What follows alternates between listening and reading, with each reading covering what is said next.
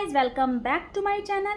और जैसे कि आपको पता है सावन चालू होने वाले हैं। 30 तारीख से सावन है। और मैंने पूरे मंगल, जितने भी बड़े मंगल थे, मैंने आपको अच्छी अच्छी कहानियाँ सुनाई थी। तो अब सावन चालू होने वाले हैं, तो मैं शिव पार्वती की आपको अच्छी अच्छी सुंदर सुंदर कहानियाँ सुनाऊँगी। तो आज सोमवार का दिन है और मैं आपको बहुत ही प्यारी सी कथा सुनाने जा रही हूँ। और आपसे निवेदन है कि आप पूरी कथा सुन के जाइएगा। और प्रॉमिस करती हूँ आपको एक से एक इतनी प्यारी लोक कथाएँ सुनाऊँगी कि आप मेरे चैनल पर बने रहेंगे। और जैसा कि मैंने आपसे प्रॉमिस किया था कि मैं आपको आध्यात्मिक कथाएं सुनाऊंगी, बट बीच में मेरा थोड़ा वृंदावन जाना, फिर ये सब इस चक्कर में सुना नहीं पाई। तो वीक में एक अच्छी कथा तो आपके लिए अब आएगी ही आएगी। तो चलिए चालू करते हैं। तो मैं आपको बताती हूँ आज बहुत ही अच्छी लोक कथा, जो मान्यताओं के अनुसार ये कथा हमारी बहुत सारी पौराणिक जो पुराण हैं उसमें है। तो कथा कुछ यूँ है कि क्या आपको पता है कि भोले बाबा ने माँ पार्वती के लिए बहुत ही सुंदर महल बनाया था। तो कथा कुछ इस प्रकार है कि एक बार माता पार्वती और भोले बाबा दोनों कैलाश पर्वत पे बैठे थे और बहुत ठंडी पड़ रही थी। उस टाइम पे इतनी ज़्यादा ठंडी पड़ रही थी कि माता पार्वती ने कांपते हुए भोले बाबा से बोला कि सबके पास अपने अपने घर हैं और मैं तुम्हारे साथ ऐसे खुले में रहती हूँ, मुझे ठंड लगती है और मुझे भी एक घर चाहिए।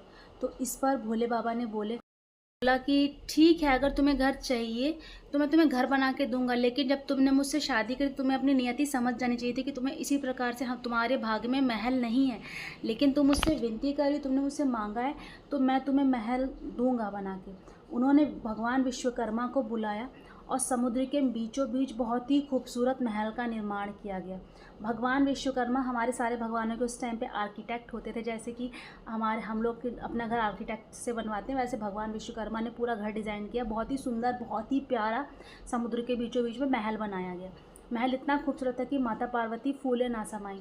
और फिर उन्होंने, जब महल बन गया, तो गृह प्रवेश और घर की पूजा के लिए उन्होंने उस टाइम के जो सबसे बड़े पंडित थे, इनका नाम था ऋषि विश्वा, जो आगे चल के रावण के पिताजी बने। उन्होंने जब उस भव्य महल को देखा, उसकी चकाचौंध देखी, सोने की नगरी समुद्र के बीचों बीच, इतनी खूबसूरत कि वो मंत्रमुग्ध हो गए। उन्होंने सारी पूजा पाठ कराई, पूरा जैसे कि प्रॉपर पूजा पाठ होती है, ग्रह नक्षत्र का ध्यान रखते हुए, और जितना हो सकता था उतने अच्छे से पूजा उन्होंने कराई। फिर जब पूजा संपन्न हो गई तो भोले बाबा ने उनसे दक्षिणा के लिए मांगने को कहा कि अब दक्षिणा के रूप में क्या चाहेंगे। तो विश्वा जी जो थे, ऋषि विश्वा ने उनसे दक्षिणा में वो सोने का जो महल था वो ही मांग लिया।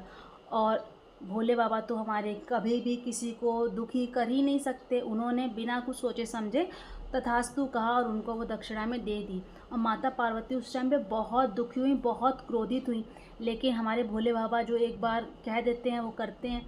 उन्होंने उनको दान कर दिया और उन्होंने मुस्कुराते हुए माता पार्वती से बोला कि देखा, मैंने कहा था तुम्हारे भाग्य में महल नहीं है। और वो चले गए। और उसके बाद फिर माता पार्वती इतनी गुस्सा हुई, इतनी क्रोधित हुई, और उन्होंने श्राप दिया ऋषि विश्वा को कि तुम्हारी इस जो तुमने जो मेरा महल लिया है, इसको मैं ही जलाऊंगी, ऐसा बोला।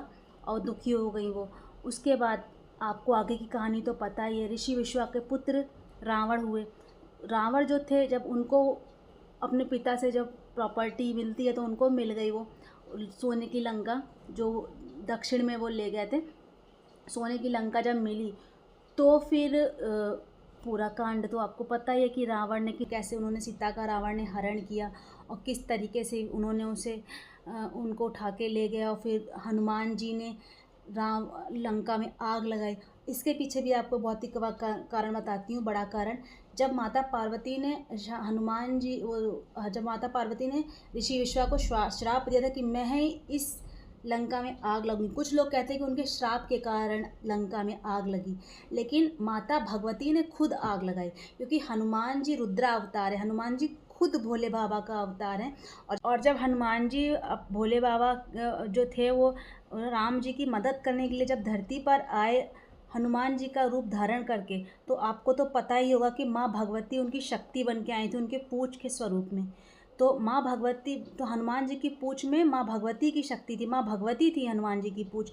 तभी हनुमान ने जब लंका को आग लगाई थी तो उन्होंने अपनी पूँछ से आग लगाई थी, क्योंकि उन्होंने ये प्रण लिया था कि मैं जो हूँ, मैं तुम्हारी लंका को मैं ही जलाऊंगी और रावण का अभिमान नष्ट करूंगी। उन्होंने लंका में आग लगा दी थी। तो बंधुओं, इस कथा से हमें यह शिक्षा मिलती है कि जितना भी अहंकार होता है, अहंकार, धन, इन सब का नष्ट एक ना एक दिन इनका नष्ट तो होना ही होना है, लेकिन धर्म जो होता है वो आपको कंटिन्यू रखना चाहिए। किसी का अपमान नहीं करना चाहिए, किसी का बुरा नहीं करना चाहिए। ईश्वर का साथ हमेशा आपके साथ रहेगा। तो गाइज़, इस कथा से हमें ये शिक्षा मिलती है कि हमें कभी भी लालच नहीं करना चाहिए, धर्म का पालन करना चाहिए, अहंकार नहीं करना चाहिए। जो है आपको उसी में खुश रहना चाहिए, किसी भी भक्त का अपमान नहीं करना चाहिए। तो होप करती हूँ ये आपको कथा अच्छी लगी होगी और आपको पता चला होगा कि लंका कभी रावण की थी ही नहीं। और ये कहानी अगर आपको अच्छी लगी है तो please do like, share, comment and subscribe to my channel which is Mimi Prerna paradise. और आपको ऐसी ही प्यारी प्यारी कहानियाँ मैं पूरे सावन भर सुनाऊंगी। होप करती हूँ आपको अच्छी लगी होगी। मिलते हैं आपसे नेक्स्ट वीडियो में, तब तक के लिए राधे राधे, जय श्री राम, हर हर महादेव।